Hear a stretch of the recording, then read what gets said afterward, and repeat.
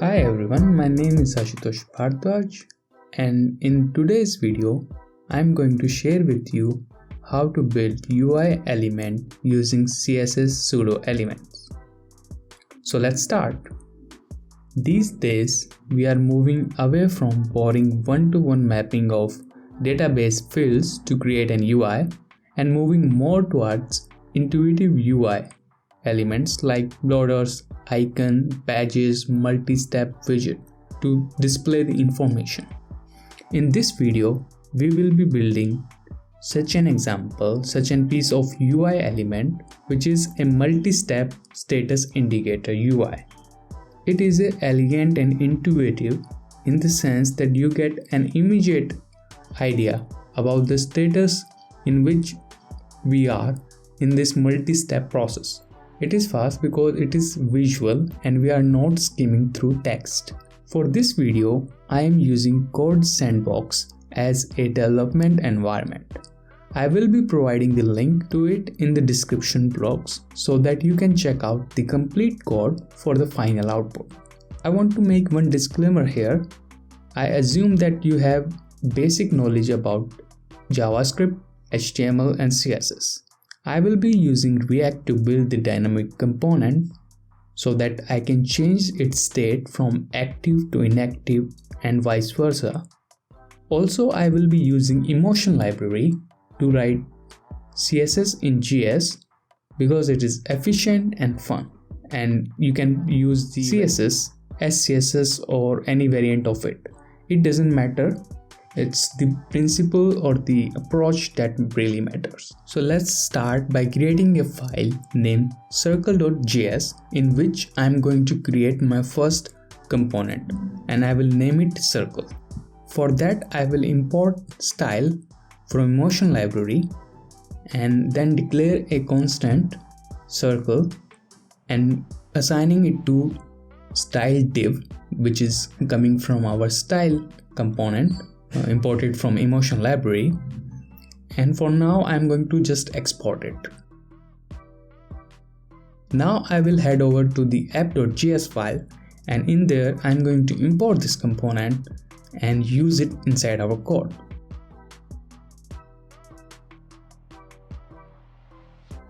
Let's head back to our circle file and now we are going to declare few rules. We are defining a width and a height property, and we will also give it a background color. You can see a rectangle, but we want it to a circle, so we provide border radius 50%. Now I'm going to define some CSS variables, and we will going to use those CSS variables instead of the hard-coded width and height value. Because it's a circle, the size for height and width are going to be same, so I'm going to just use a single CSS variable size. I also want to define colors using CSS variable, so let's do that. Now we have a nice green circle. Let's define a variable called scale, and instead of just having size, I want it to relate it to the scale.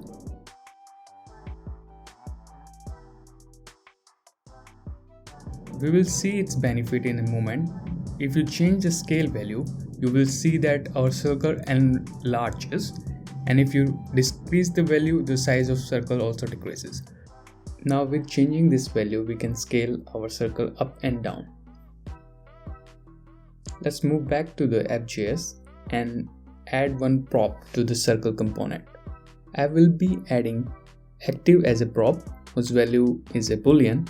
We pass a true value for it now, and then we will use this prop in our circle file to indicate whether the color of the background is green, active, or it's inactive, gray. So let's use this prop active. I'm using string literal template which is from ES6, and based on this active prop that is passed by the parent component, if it's active, if it's true, we will use primary color, otherwise we will use secondary color. Because it's JavaScript inside, we need to wrap this CSS variable inside the string.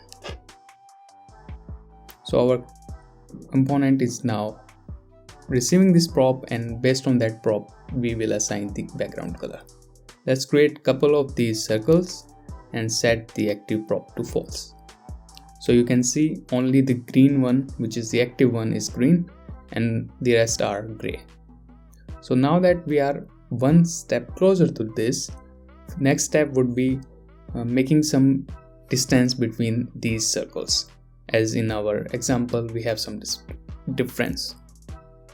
For that, I'm going to use margin right on each of these circles, and I will be spacing them the size of the circle. So because the size of circle is 16, I'm going to use 16, but again I'm going to use the value of CSS variable. So we have equidistant circles, much better than our previous case. Now I want to create a link between these two circles. We are going to use the after element, and in there we are going to define all the CSS properties that will be applied. So a after element is a pseudo element. I will link an article about more pseudo elements, but for now let's add content property. Set it as empty string because we don't want anything to be shown yet, and I will give a width and height, a dimension to this element. Our goal is to create a rectangle pill shape, a rounded rectangle if you will. So let's give it the same background color using the prop, which is a dynamic background color, based on whether it is active or not, because we want the same color of the circle. So if the circle is active, this rectangle belonging to it is also active. At this point we have our rectangles, but we want them to be center aligned, which they are of course not. So I'm going to use top and left property to make them align nice vertically center. Just giving the parent position relative so that we are doing everything relative to the circle. Like we did with the circle itself, I'm going to define a couple of more CSS variables for the dimension of pill itself.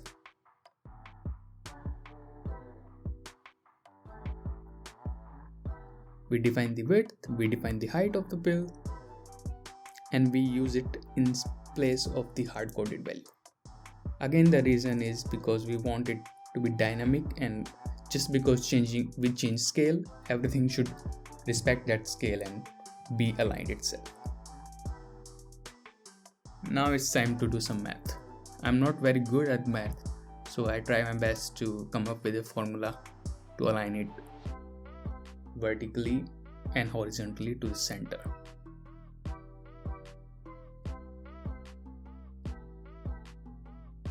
Again, I'm using a formula here instead of the hard-coded value because I want it to respect the other properties like scale and grow or shrink or align itself based on those values. So top is done. At this point we have our rectangle, but it's hidden behind that circle. So let's also add the value for left so that we have it in the middle. It's all nice and clean, but now we want it to make rounded instead of this square rectangle. We can easily do that using border radius property. At this point we have a linkage and we have circles and link between them. So this is good starting point. Sorry if I am overdoing it, but I really want to emphasize on this power of CSS variables. Because we have set up our entire component and its style using CSS variables, now if we want to increase or enhance or enlarge this element, we only need to change one line and change the value of scale. So if we change the scale value from 2 to 4, you can see we get a much bigger circles, but everything still lines up, everything still aligns. We didn't mess up anything. That is because we are doing everything relative and we are using CSS calculate formulas and CSS variables instead of hard coding value. Now imagine we only want lines in between the circle but not at the very end. So I'm going to remove the line at the very end. For that, I'm going to target the CSS pseudo selector after, but only for the last child. So we use another CSS pseudo element, which is last child, and select the after element and mark its display property none. So there you have it. We have successfully removed that extra element using the last child and after property. Let's head back to our apps.js file and try adding one more circle. You can see that we immediately have one more circle and every link is still fine. So our code is robust in the sense we can add or remove elements. Going back to circle.js, we are almost there in terms of implementation. But it would be nice to have this check mark to indicate or enhance the emphasis on the active state. So I'm going to add just that. We already used the after element. Let's now try use another CSS pseudo element, which is before. I have gone ahead and copied some code here to save on time, but the principles are basically same. One thing I'm doing different here is using an image as background. We have our checkmark image imported, and I am again using CSS variable to define its dimension and then aligning it on the center using a formula. It's not very fancy, it's simple math. Again, if we change the scale, everything scales up. So with just one line of change, one value change, we can update the whole UI element, which is just amazing. So CSS variables are awesome. Try using them as much as you can. Also, I'm using the active state to only render checkmark for active circles. Only the green circle will have this checkmark. Let's add couple more circles and try changing the active value. So if you just change one value, active from false to true, you will have a progress in the multi-step stepper. This is very powerful feature of React. You can pass props and it will react to. We can change its state active from false to true and we have it. So there you have it. You have a nice clean implementation of simple, elegant, multi-stepper status indicator. You can add as many circles as you want. It's up to you, but the implementation details are here. Again, we are using CSS variables and the whole code looks much readable and maintainable.